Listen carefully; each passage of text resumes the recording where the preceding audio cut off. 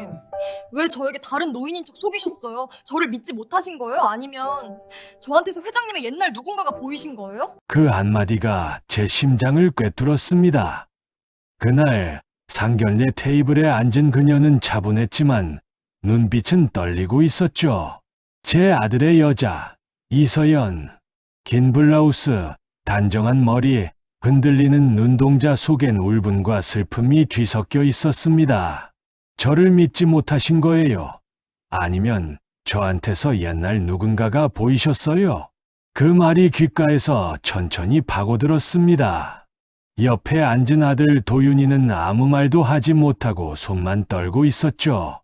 그때 저는 알았습니다. 이 이야기는 변명이 아니라 고백이 되어야 한다는 걸요. 그리고 이제 그 고백을 시작하려 합니다. 저는 박재현, 70입니다. 사람들은 저를 대한금융그룹 명예회장이라고 부르지만 제 이름보다 돈이 먼저 떠오르는 인생이었죠. 젊었을 땐 숫자와 계약이 세상의 전부라고 믿었습니다. 그런데 나이 들고 난이 남는 건 싸늘한 집안과 남보다 더 외로운 하루뿐이더군요. 아내와는 오래전부터 마음이 떠났습니다. 돈으로도 유지되지 않는 게 있더라고요. 그녀는 결국 집을 나갔습니다. 이혼장은 서류로 깔끔했지만 그 뒤로 제 마음은 얼어붙었습니다. 그리고 얼마 전 아들 도윤이가 찾아왔죠. 아버지, 결혼하고 싶은 사람이 있습니다. 저는 서류를 넘기며 물었습니다. 어디 집안이냐? 집안은 없어요. 은행 다니는 평범한 사람이에요. 부모님은 안 계십니다. 그 한마디에 제 손이 멈췄습니다. 고아라니. 그 단어가 이상하게 제 가슴을 찔렀습니다. 그날 밤 서랍 깊숙이 넣어둔 오래된 사진 한 장을 꺼냈습니다. 검은 교복 차림의 20살 여자가 환하게 웃고 있었습니다. 그녀의 이름은 윤지민. 내 첫사랑이었습니다. 45년 전 가문이 반대해서 울며 헤어졌던 여자. 그날 그녀는 이렇게 말했죠. 재현 씨, 사랑이 꼭 집안 허락을 받아야 하나요? 그 말이 45년 동안 제 머릿속을 떠나지 않았습니다. 그리고 지금 제 아들이 하는 말이 꼭 그때 같았습니다. 부모님 안 계시고 은행 다니는 평범한 여자. 저는 단호하게 말했죠. 사람은 출신을 봐야 한다. 특히 가문이 있으면 더. 도윤이는 웃으며 고개를 저었습니다. 아버지, 전 아버지처럼 살고 싶지 않아요. 그 한마디가 저를 찔렀습니다. 밤새 잠을 이루지 못했습니다. 정말 내가 틀린 걸까? 사람은 결국 조건으로만 보는 게 맞나? 아니, 그래도 봐야 했다. 아버지로서, 회장으로서 그 여자를 검증해야 했다. 그래서 결심했습니다. 직접 가서 보자. 며칠 뒤 저는 허름한 옷차림으로 은행 문을 열었습니다. 낡은 잠바, 해진 모자, 그리고 일부러 들고 간 오래된 주민등록증. 노인 고객이 왔다. 직원 몇이 속삭였고 시선이 제게 쏠렸습니다. 대부분은 무심했습니다. 그냥 불편한 손님 정도로 보는 눈이었죠. 그런데 한 여자가 제게 다가왔습니다. 어르신, 밖에 추웠죠? 잠깐만요. 의자 드릴게요. 그녀가 이서연이었습니다. 목소리가 묘했습니다. 따뜻하면서 단단했죠. 그녀는 제 주민등록증을 받으며 환하게 웃었습니다. 이거 옛날 증이네요. 잘 간직하셨네요. 제가 처리 도와드릴게요. 그날은 그냥 통장 재발급을 받는 척하고 나왔습니다. 별일 아닌데도 그 여자의 미소가 자꾸 떠올랐죠. 그 웃음은 단순한 친절이 아니었습니다. 당신이 어떤 사람인지 궁금하다는 눈빛이었습니다. 그날 밤 저는 사진 속 윤지민을 꺼내놓고 중얼거렸습니다. 서연, 그 여자랑 닮았어. 눈빛이 똑같아. 하지만 마음이 흔들릴수록 저는 더 의심했습니다. 혹시 일부러 그러는 건 아닐까? 내가 회장인 줄 알아봤을 수도 있잖아. 그렇게 스스로를 설득하며 다음날 또 은행으로 갔습니다. 이번엔 의도적으로 서툴게 행동했습니다. 이거 송금은 어떻게 하는 건가? 키오스크 앞에서 일부러 헤맸습니다. 직원 몇은 저를 피하듯 지나갔습니다. 그런데 서연이 제 앞에 섰습니다. 어르신, 제가 알려드릴까요? 이거, 기계가 너무 어려워. 그렇죠. 저도 처음엔 그랬어요. 그녀는 가방에서 무언가를 꺼냈습니다. 손바닥만 한 카드였습니다. 큰 글씨로 이렇게 적혀 있었습니다. 통장 넣기, 비밀번호 가리기, 보내기 누르기. 뒷면에는 보이스피싱 조심이라고 적혀 있었습니다. 이거요, 제가 만든 거예요. 어르신들 오실 때마다 하나씩 드려요. 그 말이 제 마음을 덜컥 내려앉게 했습니다. 회사에서 시킨 게 아니었습니다. 자기 시간 내서 자발적으로 만든 안내 카드. 그런데 그 순간 지점장이 나오더군요. 이 대리, 창구 비우지 말랬지. VIP 예약된 거 알잖아. 서연은 고개를 숙이지 않았습니다. 이 어르신은 혼자 사용 못 하세요. 잠깐만 도와드릴게요. 그 단호한 목소리에 지점장의 표정이 굳었습니다. 저는 속으로 중얼거렸습니다. 이 여자, 만만치 않네. 하지만 혹시 계산된 거라면? 의심과 호기심이 엉켜 머리가 복잡했습니다. 그래서 스스로 다짐했습니다. 하루 더 보자. 사람의 진심은 반복 속에서 드러나는 법이니까.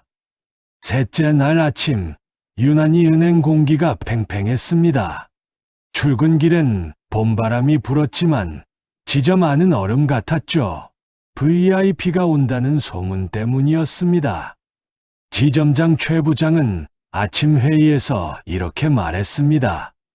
오늘은 300억 단위 입금이 있는 날이다. 직원들 정신 바짝 차려라. 괜히 사고 내면 끝이야. 그 말을 들으며 저는 생각했습니다. 좋아. 오늘이다. 사람의 진짜 얼굴은 긴장된 날에 드러나는 법이니까요.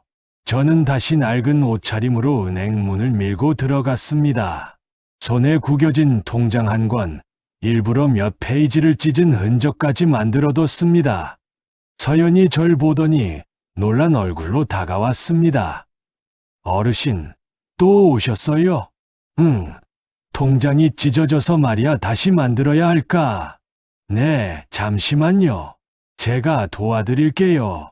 그녀가 제 통장을 받아 들고 복사하러 간 순간 자동문이 열렸습니다. 정장 차림의 남자 하나가 들어왔습니다. 비서 2명이 뒤따르고 지점장은 곧장 달려가 허리 숙였죠. 박 회장님, 어서 오십시오. 그때 저는 웃음이 나왔습니다. 그 VIP의 이름도 박 회장이었거든요. 나보다 젊고 부동산으로 돈을 번 사람. 그는 큰 소리로 말했습니다. 내 시간이 얼마나 귀한 줄 알아요? 빨리 해줘요. 그때 지점장이 소리쳤습니다. 이대리, VIP 고객 오셨잖아. 지금 그 어르신 거는 나중에 해. 서연은 잠깐 저를 봤습니다. 그리고 아주 조용히 그러나 또렷한 목소리로 말했습니다. 지점장님, 이 어르신이 먼저 오셨습니다. 오래 기다리셨고요. 이대리, 내가 지금 뭐라고 했지? 고객은 순서대로 모십니다. 이게 어디서 말대답이야? 은행은 공공장소입니다. 누구든 같은 기준을 적용해야 한다고 배웠습니다. 로비가 조용해졌습니다. VIP 고객이 인상을 찌푸렸고 지점장은 얼굴이 벌개졌습니다. 좋아. 그럼 나 본사 민원 넣을 거야. 아, 네. 고객님 뜻대로 하셔도 됩니다. 그녀의 목소리는 흔들리지 않았습니다. 그날 오후 저는 창밖에서 그 장면을 보고 있었습니다. 마치 오래전 내 첫사랑이 떠오르는 듯했습니다. 비 오는 날 흙탕물 튀며 넘어지던 할머니를 부축하던 그 여자의 모습, 그녀가 했던 말이 생각났죠. 재현 씨, 사람은 돈보다 마음이 먼저예요. 서연의 말투, 눈빛, 손끝까지 그때와 똑같았습니다. 저는 속으로 중얼거렸습니다. 그래, 이 여자는 진짜다. 이건 연기가 아니다. 하지만 그 순간 제 안에 또 다른 목소리가 속삭였습니다. 진짜라면 세상은 곧 그걸 부숴버릴 거야. 내가 막을 수 있을까? 그리고 그 예감은 틀리지 않았습니다. 그날 저녁 사건이 터졌습니다. 다음 날 오전 은행 안이 소란스러웠습니다. 직원들이 웅성거렸죠. 어제 입금된 봉투가 사라졌대. 그거 서연 씨가 맡았던 거 아니야? 그래, CCTV에도 안 찍혔대. 제 가슴이 철렁 내려앉았습니다. 무슨 봉투? 알고 보니 어제 제가 입금하려고 맡겼던 서류 봉투였습니다. 물론 안에 돈은 없었죠. 그건 일부러 만든 시험용 봉투였습니다. 그런데 그게 사라진 겁니다. 지점장 최 부장이 서연을 불렀습니다. 이 대리, 어제 내가 받은 봉투 말이야. CCTV에 기록이 없어. 설명 좀 해봐. 제가 받았고 시스템에 입력했습니다. 근데 기록이 없잖아. 그럼 누가 거짓말하는 거야? 그럴 리 없습니다. 다시 확인해 보시면. 됐어. 지금 그만두는 게 좋을 거야. 본사 감사 들어오기 전에. 직원들이 웅성거렸습니다. 서연은 얼굴이 하얗게 질렸습니다. 그녀는 입술을 깨물며 말했습니다. 제가 하지 않았습니다. 그럼 누가 했는데? 지점장의 비웃음이 섞인 목소리. 그때 저는 본능적으로 의자를 박차고 일어섰습니다. 가야겠다고. 지금 당장. 하지만 걸음을 떼지 못했습니다. 이게 마지막 시험일지도 몰라. 저 아이가 어떻게 버티는지 봐야 해. 그 생각 하나로 나는 자리를 지켰습니다. 퇴근 시간 은행 불빛이 하나둘 꺼졌습니다. 직원들이 모두 나간 뒤 저는 창밖에서 로비를 지켜봤습니다. 서연이 혼자 남아 있었습니다. 책상 위에 고개를 묻고 조용히 울고 있었습니다. 그녀는 울면서도 마지막 정산을 하고 있었습니다. 눈물로 계산기를 두드리며 하루의 잔액을 맞추고 있었습니다. 그 모습을 보는데 심장이 조여들었습니다. 아니야.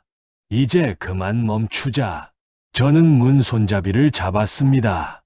하지만 결국 문을 열지 못했습니다. 그날 밤 제 안에 두 목소리가 싸웠습니다. 그만해. 충분히 봤잖아. 아니야. 아직 진실은 안 나왔어. 이 세상에 진짜 사람은 없다고 했잖아. 끝까지 확인해. 결국 저는 한숨을 쉬며 돌아섰습니다. 그날 밤 잠이 오지 않았습니다. 책상 위의 시계 초침이 유난히 느리게 움직였습니다. 그리고 그 순간 제 마음 한가운데서 낮은 목소리가 들렸습니다. 재현 씨, 또 똑같이 도망칠 거예요. 그건 내 젊은 시절 잃어버린 그 여자의 목소리였습니다. 다음 날 저는 결심했습니다. 이제는 확인이 아니라 정리를 해야겠다고요. 누명을 쓴 사람을 살리는 게 진짜 검증이라면 이번엔 제가 증명할 차례였습니다. 그날 오후 저는 운전기사에게 말했습니다. 준비해. 내일 직접 간다. 어디로 말씀이십니까? 은행. 내 이름 걸고 정리하러. 비 오는 창문 너머로 네온사인이 감박거렸습니다. 그 불빛이 마치 내 지난 세월을 비추는 것 같았습니다. 숫자만 믿던 인생. 이젠 사람을 믿어야 할 때가 왔습니다. 하지만 그날 내가 몰랐죠. 그 믿음이 또 한 번 나를 무너뜨릴 거라는 걸. 다음 날 아침 저는 다시 정장을 꺼냈습니다. 이번엔 낡은 점퍼도 구부정한 허리 연기도 없었습니다. 맞춤 네이비 수트, 광랜 구두, 5천만 원짜리 시계까지. 이제 가식은 끝이다. 스스로 그렇게 말하고 현관을 나섰습니다. 운전기사가 문을 열어줬고 비서는 태블릿을 들고 뒤따랐습니다. 오늘 일정은요, 회장님. 다 민이로. 우선 은행부터. 예, 알겠습니다. 강남 빌딩 앞에 차가 서자 유리문 안쪽 직원들이 슬금슬금 이쪽을 봤습니다.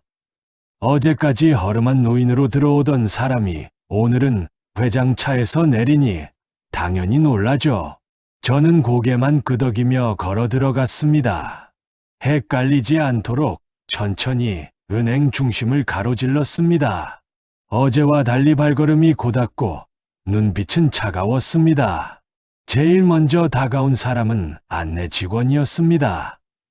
어서 오시에. 그때 뒤에서 누군가가 헐레벌떡 뛰어나왔습니다. 지점장 최 부장이었습니다. 얼굴이 하얗게 질려 있었죠. 회장님 갑자기 어떻게? 저는 그를 똑바로 봤습니다. 어제 이 지점에서 작은 일이 있었다고 들었네. 아, 그게 처리 중입니다. 그 작은 일 때문에 한 직원이 어제 혼자 남아 울더군. 제 말에 지점장은 입을 다물었습니다. 저는 곧장 안쪽 상담실로 들어갔습니다. 비서, 시스템 로그 불러. 예. 비서가 미리 본사에서 받아온 로그를 켰습니다. 전날 사라졌다고 한 입금 봉투 항목, 거기에 승인자 이름이 찍혀 있었습니다. 최 부 자, 저는 화면을 돌려 보여줬습니다. 이게 뭔가? 제가 최종 승인했네요. 그럼 왜 대리한테 뒤집어 씌웠나? 아, 그게 저는 분명히 맡긴 줄 알았고 그 친구가 처리한 줄. 거짓말하지 마. CCTV엔 내 자리 비어있더군. 지점장이 식은땀을 흘렸습니다. 왜 회장님? 제가 어제 좀 예민했습니다. VIP건도 있고 해서. VIP가 오면 직원에게 누명을 씌워도 되나? 그럴 의도는. 저는 그의 말을 끊었습니다. 지금 이 방에 서연 대리도 부르게. 로비에서 기다리게 하지 말고. 잠시 뒤 문이 열리며 서연이 들어왔습니다. 어제와 똑같은 은행 유니폼, 하지만 얼굴엔 약간의 부기가 남아 있었습니다. 밤에 울었던 얼굴이었습니다. 그녀는 저를 보자 잠깐 멈칫하더니 믿기지 않는다는 얼굴로 낮게 인사했습니다. 어제 그 어르신 아니시죠? 그래. 처음부터 저를 보러 오신 거였습니까? 그래. 왜요? 그 질문을 받자 갑자기 목구멍이 막혔습니다. 왜냐면 나도 반은 아직 답을 못 내리고 있었기 때문이죠.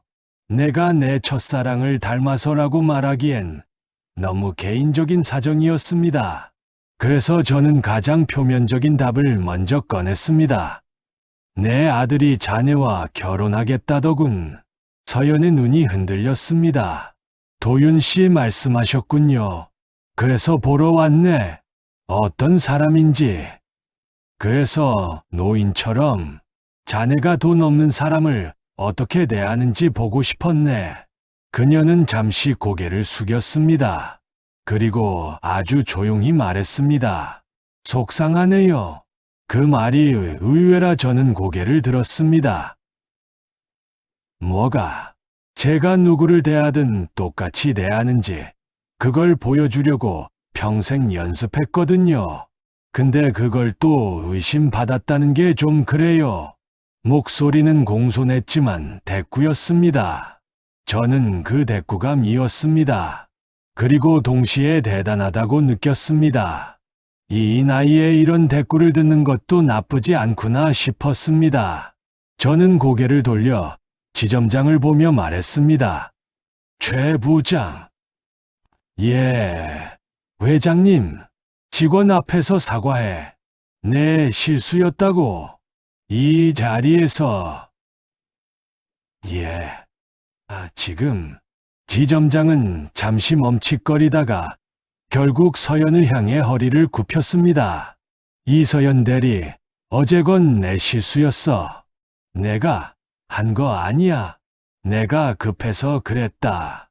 목소리가 떨렸습니다. 서연은 그걸 듣고도 바로 화내지 않았습니다. 그저 조용히 말했습니다. 고객님 불편만 해결되면 됩니다. 그 말에 지점장이 더 작아졌습니다. 자신이 더 못나 보였을 겁니다. 저는 그 장면을 보며 생각했습니다. 됐다. 이 정도면 증명됐다. 이 아이는 진짜다. 하지만 그때 전혀 예상하지 못한 감정이 올라왔습니다. 안도감이 아니라 부끄러움이었습니다. 나는 왜 저 아이만큼 똑바르게 살지 못했을까? 왜 나는 사랑 하나 지키지 못했을까? 상담실을 나와 로비를 지나가는데 창밖으로 비가 다시 내리기 시작했습니다. 유리창에 비친 내 얼굴은 어제 그 허름한 노인과 똑같았습니다. 겉모습만 비싼 옷을 입었을 뿐 마음은 여전히 똑같이 초라했죠. 은행 밖으로 나서며 저는 비서에게 말했습니다.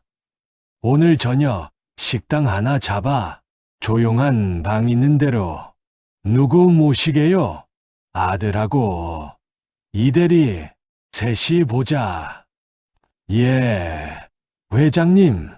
이게 끝이라고 생각했죠. 하지만 그건 제가 너무 쉽게 생각한 겁니다.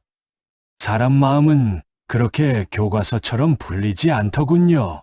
그날 저녁 아들이 전화를 해왔습니다. 아버지, 서연이가 울더라고요. 지점장이 잘못을 인정했는데도. 네. 그게 아니고 아버지가 처음부터 변장하고 다니셨다고. 그게 너무 충격이었다고 해요. 아버지, 그 친구 부모님 없어요. 늘 증명만 하며 살아온 애예요. 그래서 더 아파했을 거예요. 또 나를 못 믿었구나 하고. 그 말을 듣는 순간 저는 알았습니다. 진짜 싸움은 이제부터라는 걸. 이틀 뒤 한남동 조용한 호텔의 프라이빗 룸. 둥근 테이블 위에 흰 린넨이 깔려 있었고 단정한 꽃이 올려져 있었습니다.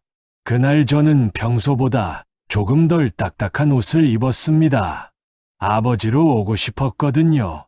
회장이 아니라. 먼저 와 있던 건 아들 도윤이었습니다. 아버지, 어디 있냐? 화장실에서 정리 중이래요. 좀 울었나 봐요. 아버지, 화 안 내셨으면 좋겠어요. 그 친구, 진짜 착한 애예요. 화내려고 부른 거 아니다. 정말요? 난 미안하다고 하려고 부른 거다. 잠시 뒤 문이 열렸습니다. 이서연이 들어왔습니다. 은행 유니폼 대신 베이지색 원피스, 머리는 부드럽게 묶었고 얼굴엔 화장이 거의 없었습니다. 그런데도 눈가가 살짝 부어 있었습니다. 그게 오히려 진심처럼 보였습니다. 그녀는 조용히 인사했습니다. 안녕하세요, 회장님. 앉게. 우리는 몇 초 동안 아무 말도 하지 못했습니다. 이 묘한 침묵, 어색하고 서늘한 공기. 아들이 먼저 말문을 텄습니다. 아버지가 우리 결혼 허락해 주신대. 그 말에도 서연은 바로 웃지 않았습니다. 대신 제 얼굴을 바라봤습니다. 정면으로. 그리고 아주 단호하게 물었습니다. 한 가지만 여쭤봐도 될까요? 물어보게. 왜 저를 속이셨어요? 그 질문은 예상하고 온 것이었지만 막상 듣고 보니 대답이 잘 안 나왔습니다. 내가 내 첫사랑을 닮아서 내가 내 아들의 인생을 바꿀 사람인지 보고 싶어서 말은 많았지만 어떤 말을 꺼내도 변명 같았습니다. 나는 잠시 숨을 골랐습니다. 나는 한 번도 사랑을 지켜본 적이 없네. 젊었을 때 자네랑 비슷한 아이가 있었어.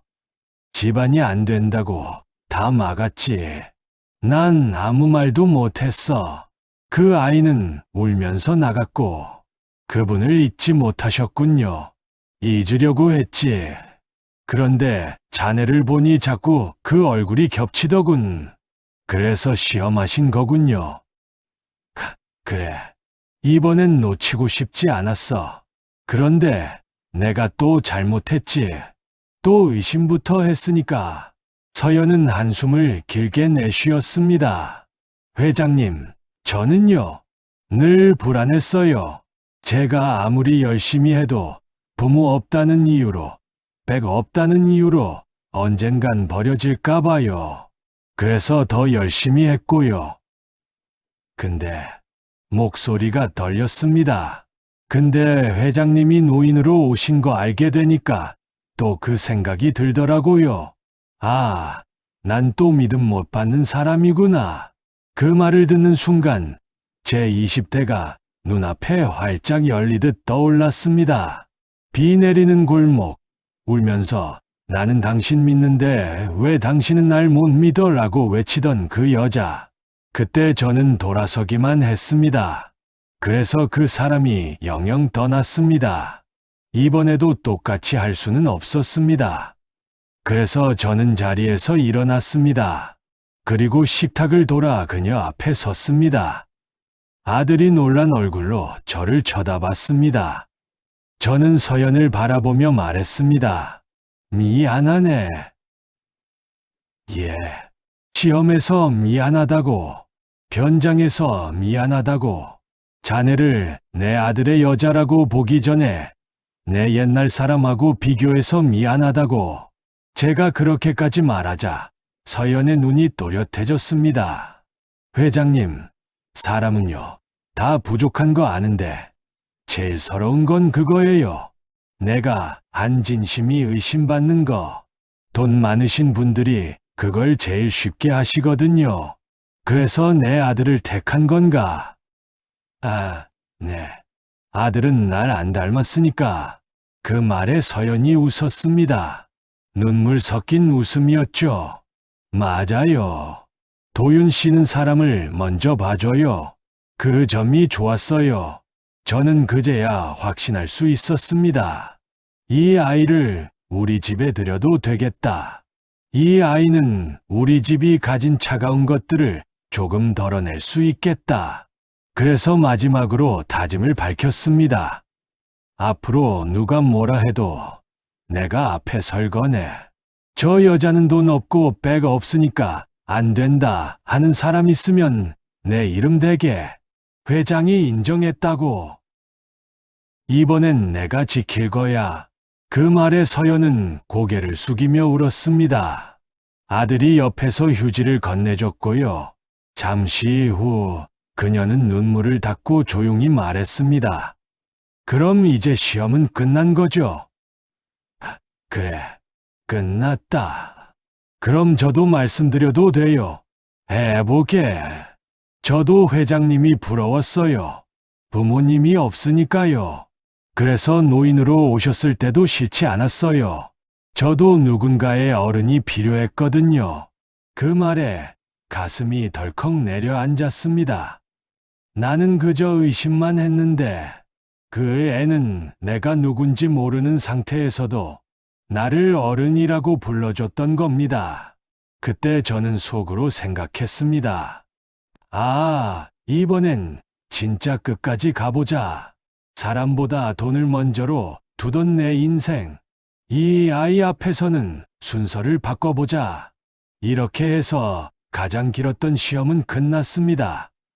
하지만 이야기는 아직 한 장 남아 있습니다.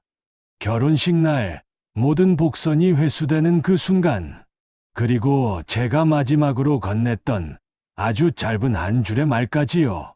결혼식 날 아침 하늘은 맑았습니다. 이상하게도 봄인데도 공기가 차가웠죠. 아마 긴 세월 묵혀둔 제 마음이 풀리려는 날이었을 겁니다. 거울 앞에서 넥타이를 매는데 손이 떨렸습니다. 회장님, 도와드릴까요? 비서가 물었지만 저는 고개를 저었습니다. 괜찮네. 오늘은 스스로 묻고 싶네. 평생 누가 다 해주던 일인데 이상하게 오늘은 내 손으로 해야 할 것 같았습니다. 마치 내 삶의 매듭을 스스로 맺는 기분이랄까.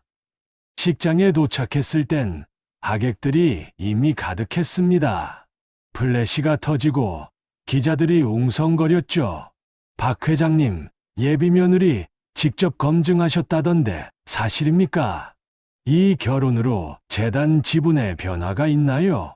전엔 이런 질문을 당연하게 받아 넘겼는데 오늘은 웃음이 나오지 않았습니다. 그저 짧게 대답했습니다. 오늘은 돈 얘기 말고 사람 얘기만 합시다. 하객들 틈 사이로 서연이 들어왔습니다.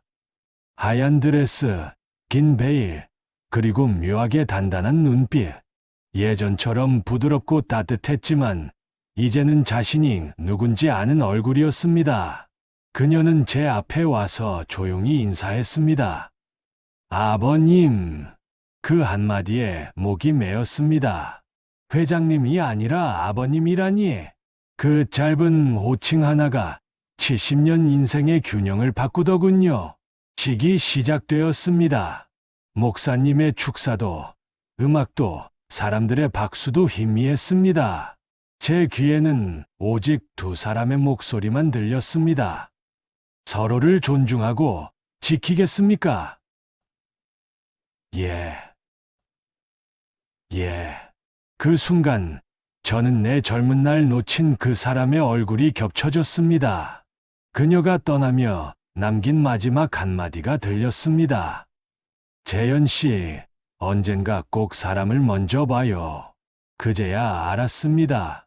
45년이 걸렸네요. 사람을 먼저 본다는 게 무슨 뜻인지. 조건, 배경, 체면 다 걷어내고 그 사람 자체를 보는 것. 그게 이렇게 어려운 일이었나 싶었습니다. 결혼식이 끝나고 하객들이 빠져나간 뒤 저는 잠시 홀에 남았습니다. 서연과 도윤이도 퇴장한 뒤였죠. 빈 의자들 사이로 햇빛이 스며들었습니다. 유리창에 제 모습이 비쳤습니다. 양복에 꽃 한 송이, 하얀 머리, 조금 구부정한 어깨. 그런데 낯설지 않았습니다. 노인이 아니라 평범한 사람 하나로 서 있는 제 모습이었습니다. 그때 누군가 다가왔습니다. 서연이었습니다. 아직 안 가셨어요? 응, 그냥 앉아 있었네. 오늘 말씀 좋았어요. 뭐가? 돈보다 사람 그 말이요. 쉽게 한 말 아니야. 알아요. 회장님 같은 분이 그 말 하시기까지 얼마나 오래 걸렸을지. 그럼 이제 믿어주겠나? 이미 믿고 있어요. 서연이 웃었습니다. 그 미소가 참 따뜻했습니다. 그녀가 나가고 나서 저는 천천히 자리에서 일어났습니다. 주머니 속에서 낡은 사진 한 장을 꺼냈습니다. 윤지민. 내 젊은 날을 통째로 품고 있던 이름. 그녀의 사진을 한참 바라보다가 조용히 식장 안쪽에 두었습니다. 이제 됐지. 햇살이 사진 위로 부드럽게 내려앉았습니다. 그 순간 이상하게 마음이 편안했습니다. 며칠 뒤 은행으로부터 연락이 왔습니다. 회장님, 말씀하신 지점장 인사 처리 완료됐습니다. 그래. 그 친구 다른 데서 새로 시작하게 해. 좌천 아닙니까? 아니, 그냥 한 단계 쉬어가는 거지. 나도 그랬던 때가 있었어. 그 말을 하고 전화를 끊었습니다. 이상하게 그날 밤은 잠이 잘 오더군요. 그리고 다음 주 금요일 사무실 책상 위에 커피 한 잔이 놓여 있었습니다. 메모 한 장이 붙어 있었죠. 첫째 주 금요일 커피는 제가 쏩니다. 서연이었습니다. 커피 향이 퍼졌습니다. 달콤하고 조금 쓴 냄새. 그 향은 이상하게 오래전 내 첫사랑이 좋아하던 향과 똑같았습니다. 아마 같은 브랜드였겠죠. 창밖엔 비가 내리고 있었습니다. 잔잔하게, 조용하게 그 비를 바라보다가 문득 생각했습니다. 나는 결국 그 여자의 말을 지켰구나. 사람을 먼저 받고 결국 그 사람을 지켰습니다. 너무 늦게 배운 교훈이지만 그래도 배웠습니다. 오랜 시간 쌓아온 오만과 고독이 그날따라 조금씩 녹아내렸습니다. 늦은 사랑도 사랑이구나. 늦게 깨달아도 인생은 여전히 따뜻할 수 있구나. 그 생각을 하니 마음이 잔잔하게 따뜻해졌습니다. 저녁 무렵 도윤이에게서 연락이 왔습니다. 아버지, 서연이랑 신혼여행 출발해요. 그래. 몸 조심하고 잘 다녀와라. 아버지도 너무 일만 하지 마세요. 이제 일 같은 거 안 한다. 정말요? 응. 이제는 사람 공부 좀 하려고. 사람 공부요? 그래. 서연한테 배우면 될 것 같아. 하하. 아버지답네요. 너는 내 엄마 닮아서 너무 착하고 서연이는 그 아이 닮아서 단단하네. 잘 만났다. 전화를 끊고 한참을 창밖을 바라봤습니다. 거리엔 아직도 비가 내리고 사람들은 우산을 쓰고 바쁘게 걸어갔습니다. 그 속에 어쩐지 내 지난 세월이 겹쳐 보였습니다. 사람보다 돈을 앞세워 달리던 내 젊은 날, 이제는 그 반대의 길을 걷고 있구나 싶었습니다. 책상 서랍을 열어 오래된 수첩을 꺼냈습니다. 거기엔 젊은 날 써둔 메모가 있었습니다. 성공은 숫자다. 사람은 변수다. 그 밑에 새로 한 줄을 적었습니다. 이제야 안다. 사람만이 진짜 숫자다. 그렇게 펜을 내려놓으니 마음이 이상하게 가벼워졌습니다. 이제는 정말 모든 시험이 끝난 것 같았습니다. 시험도, 의심도, 후회도.